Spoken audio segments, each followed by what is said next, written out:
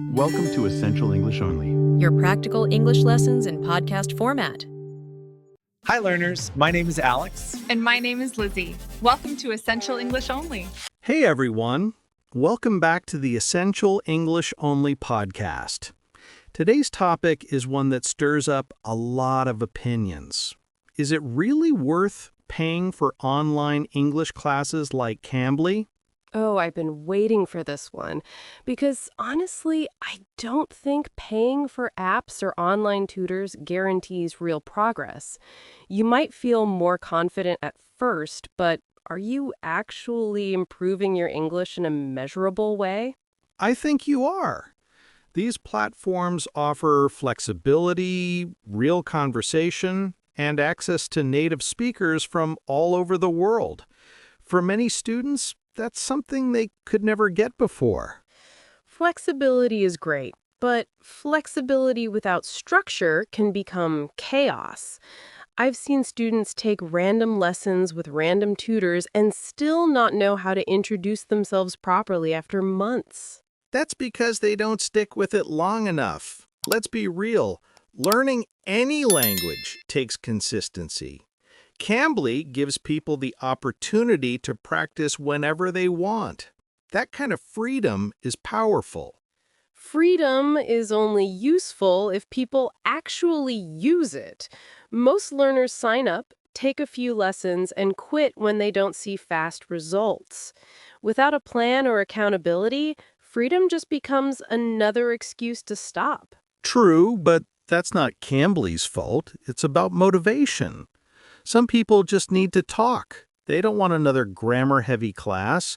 They want conversation, confidence, and the feeling of real communication. And others want guidance. They want someone who sees their progress, tracks mistakes, and helps them move step by step. Apps rarely provide that. But you can choose a regular tutor if you want to. There are hundreds of teachers with different backgrounds.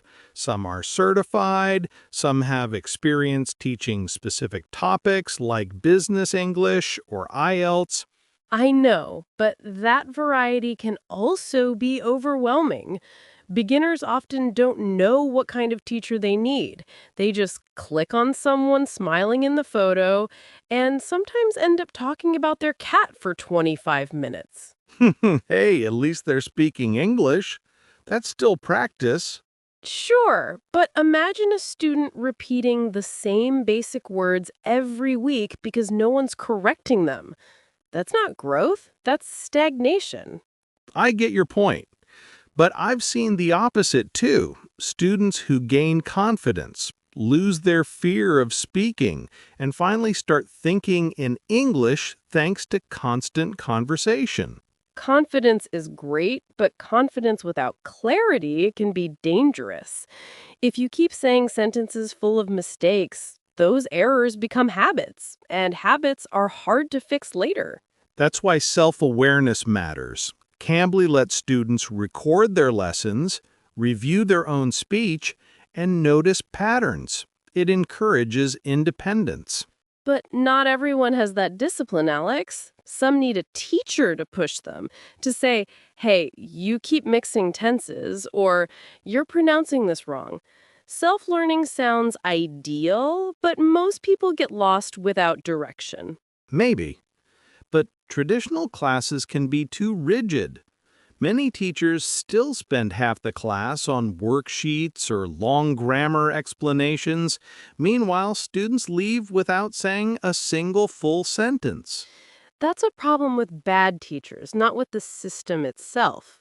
Good teachers combine structure and interaction.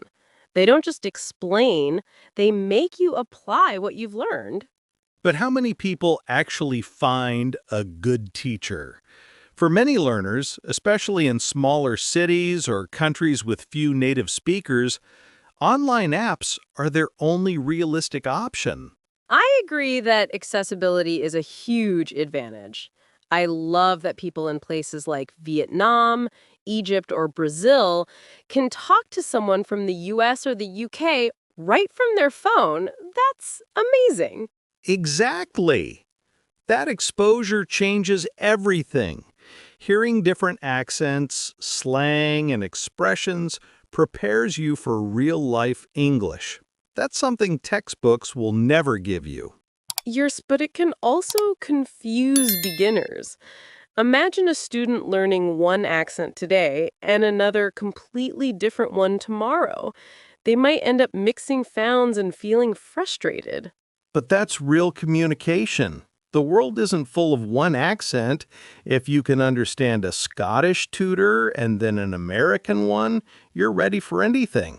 Maybe for advanced learners, yes, but for beginners, it can feel like being thrown into the deep end without knowing how to swim.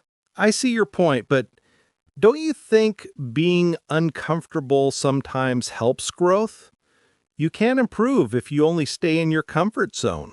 True. But discomfort without guidance just turns into frustration. Students need a balance between challenge and support. Fair enough.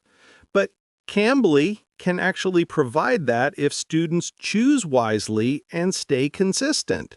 The platform isn't the problem. The way people use it is. That's fair. I just think many learners expect the app to do the work for them. They think, if I talk to a native, I'll get fluent automatically. But that's not how learning works. Absolutely. No app or teacher can make you fluent without effort. The key is how you combine tools, practice, and persistence. I'm Alex, and this is Essential English Only. Keep listening, repeating, and developing your English every day. You really learned what matters.